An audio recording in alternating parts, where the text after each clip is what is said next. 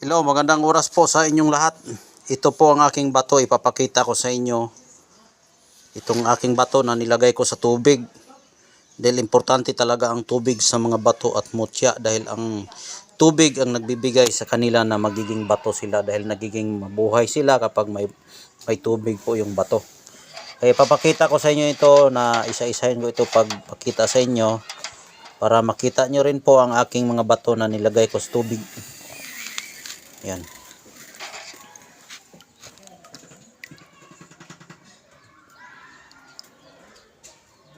Ito, maganda itong pagkabato.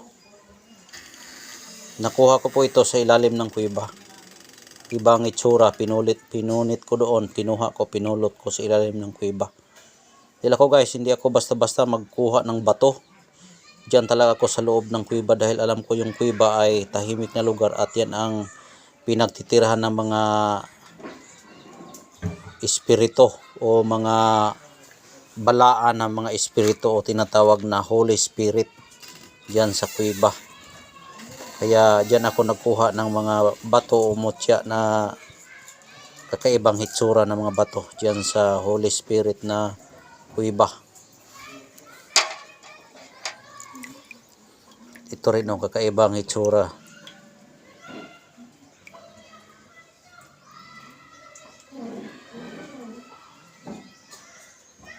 Yan.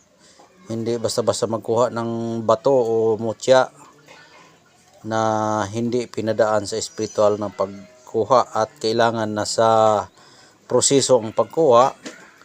Biyernes sa ilalim talaga ng kuweba ang mas magandang pagkukunan ng mga mutya dahil tahimik at hindi basta-basta mapasukan ng mga masasamang espiritu. Meron din mga masasamang espiritu dyan sa kuweba, yung mga taong noong unang panahon ay dyan sila nililibing. Kaya ingat din pag pumasok ka sa kuweba, kailangan magpaalam ka na magkuha ka ng mga mutya o virtudes na may mga power na mga bato. Yan.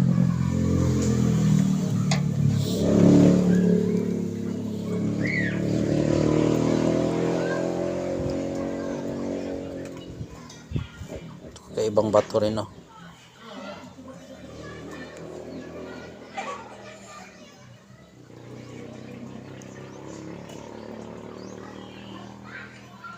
Parang bao, no? O yung turtle. Itong tiyan, pero hindi lang siya klaro, pero maganda rin pagkabato, crystallize siya. Bawat ito niya, bawat buko niya ay may mga crystal yan. Yan, magandang pagkabato rin.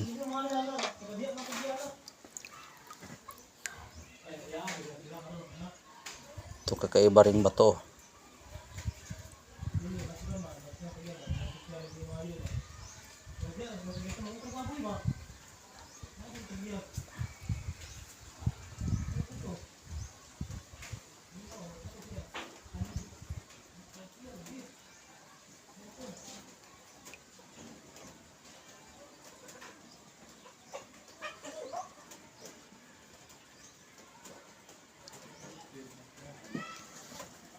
Ito rin, oh, kaibang bato.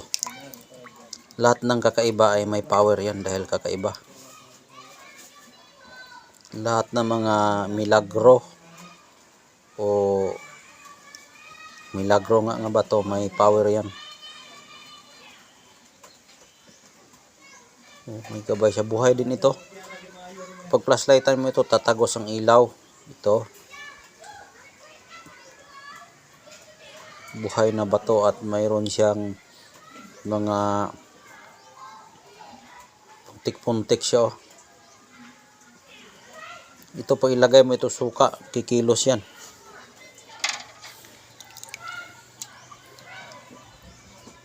Ito, nakuha ko po ito sa loob ng butong. Pero hindi siya forma na pagkabuha niya, pero sa butong ito nakuha. Ito, kapag hindi ito makukuha yung butong, kung hindi ko nakuha yung butong, kapag magtigas ito, yung malahing na yung butong, ito ay magiging buwa niya. Tapos magbilog na ito. Hindi siya bilog dahil nga butong pa siya. Nagtabingi siya sa pagkuha dahil naglutaw-lutaw pa siya sa tubig sa loob.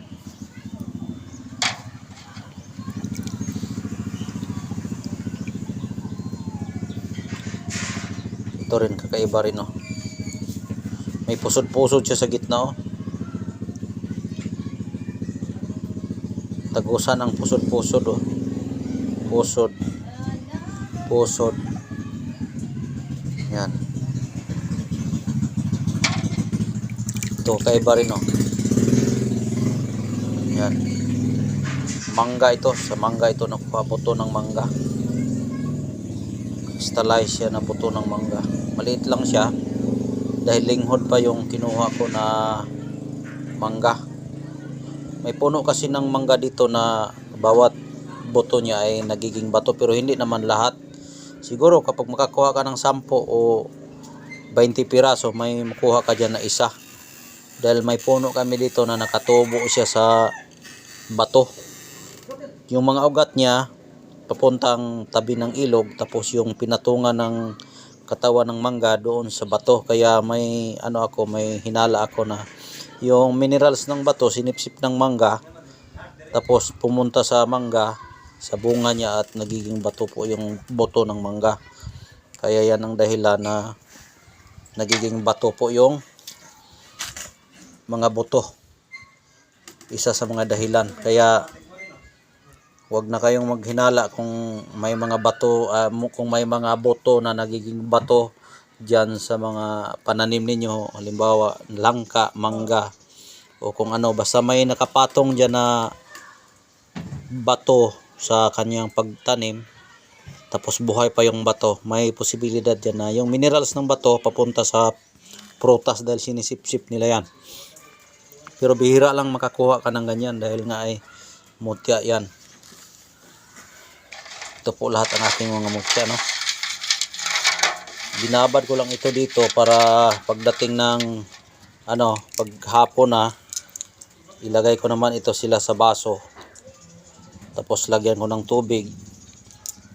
Tapos trapuhan ko, tapos ibalot ko naman ng tela. Tapos sa tuwing Friday ko ito gagawin. Friday at Martes. Pero ngayon sobrang init talaga. Kinuha ko na lang sila sa paglalagyan nila. Ibabad ko lang dito sa tubig para maano talaga siya.